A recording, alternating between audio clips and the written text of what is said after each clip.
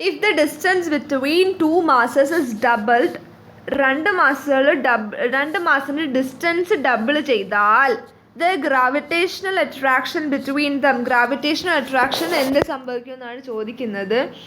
Force എന്താണ്? Force നമുക്കറിയാം എന്താണ്. Gravitational force is equal to G into m1m2/r². G into m1m2/r². ഇതാണ് ശരിക്കും നമ്മളുടെ ഗ്രാവിറ്റേഷണൽ ഫോഴ്സ്. ഇനി രണ്ടാമത് പറയുന്നത് ഇഫ് ദ ഡിസ്റ്റൻസ്, അവരുടെ distance R is doubled, R എന്തായിട്ട് മാറി? 2r ആയിട്ട് മാറി. അങ്ങനെയാണെങ്കിൽ എഫ് ഡാഷ് എന്തായിരിക്കും?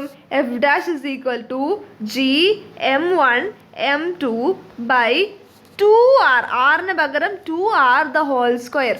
അപ്പം നമുക്ക് എങ്ങനെ എഴുതാം? ഇവിടെ എഴുതുന്നുണ്ട് ജി m1m2/4r² എന്ന് എഴുതാം. അപ്പം ഇതെന്താണ്?